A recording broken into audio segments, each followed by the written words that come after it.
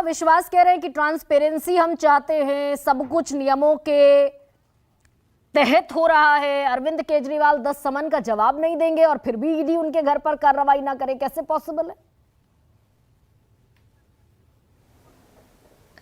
मैं एक लाइन बड़े बचपन से सुनते हुए बड़े हुए, उसको आज के परिवेश में आपके सामने रखना चाहती हूँ। माफ करिएगा, मेरी आवाज़ कोई बहुत अच्छी नहीं है, बहुत अच्छा नहीं गाती हूँ, लेकिन कोशिश ज़रूर करूँगी।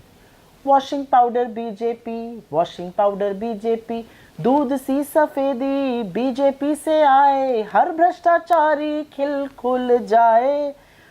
ये असलियत है। हेमंता, अजीत, शुभेंदु और राणे, सबकी पसंद बीजेपी, ये असलियत है। बीजेपी ज्वाइन करिए, साबुन से नहाकर, दाग धब्बे हटाकर, गंगा में गोता लगाकर आप पाक साफ हो गए। नहीं ज्वाइन करिए तो ईडी आपके घर क्या, आपके दफ्तर, आपके बच्चों के यहाँ, आपके परिवारजनों के यहाँ, मित्रों के यहाँ, ऑफिस, हर जगह पहुंच जाएगी।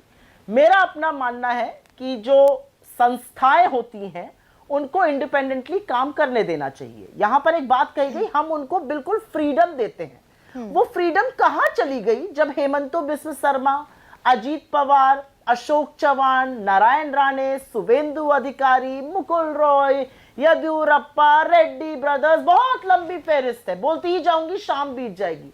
वो फ्रीडम कहां चली जाती है? कौन सा सांप सूंघ जाता है इन एजेंसीज को जब वॉशिंग पाउडर बीजेपी में शामिल हो जाते हैं लोग? असलियत ये है। अब आपके डायरेक्ट सवाल का और बहुत सीरियस बात यहां पे मैं कुछ करना चाहती हूं।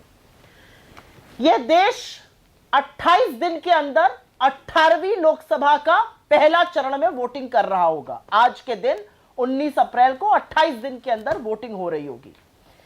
28 दिन मतदान से पहले इस देश की सबसे प्रमुख विपक्षीय पार्टी भारतीय राष्ट्रीय कांग्रेस के अकाउंट सीज हैं।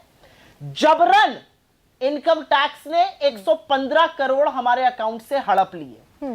4 साल से केस चल रहा है, चाहते तो ये कभी भी कर सकते थे। ये काम चुनाव से 2 महीने पहले फरवरी में किया गया। अगर ये अलोकतांत्रिक प्रतिस्पर्धा, मतलब प्रतिद्वेष की बात तरीके से और गलत नहीं है तो क्या है? कोई मुझे समझा दे। क्या ये लेवल प्लेइंग फील्ड है? नहीं, क्या ये थोड़ा सा भावना से नहीं किया गया है? खातों के फ्रीज होने से, जो खाते फ्रीज हुए कांग्रेस के, उससे थोड़ा सा इतर सवाल मैं पूछती हूं। अभी की ताजा खबर जो है, अरविंद केजरीवाल के घर पर ईडी की टीम का पहुंचना, तो मैं ये आपसे पूछ रही हूं कि जब जब आप ईडी को सिलेक्टिव कहते हैं और कहते हैं कि गैर वाजिब कार्रवाई कर रही है ईडी, तब बीजेपी ये सवाल पूछती है कि भाई धीरज साहू के घर से अगर तकरीबन 400 करोड़ कैश मिले और फिर भी चाहता है विपक्ष की ईडी कार्रवाई ना करे, कैसे पॉसिबल है? बहुत अच्छा सवाल है। यह सवाल पूछा जाना चाहिए, सवाल का मैं जवाब भी दूंगी।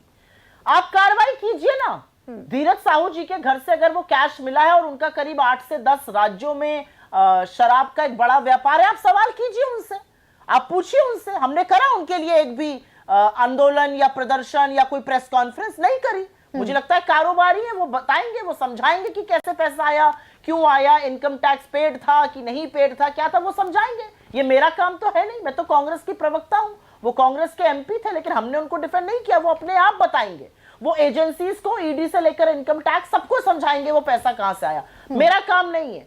मैं दूसरी बात कह रही हूं, मैं ये कह रही हूं कि अगर ये सेलेक्टिव नहीं है कि 95% केसेस सिर्फ और सिर्फ विपक्ष के नेताओं के साथ होते हैं और भारतीय जनता पार्टी का दामन थाम लीजिए तो आप दूध से धुलकर साफ हो जाते हैं,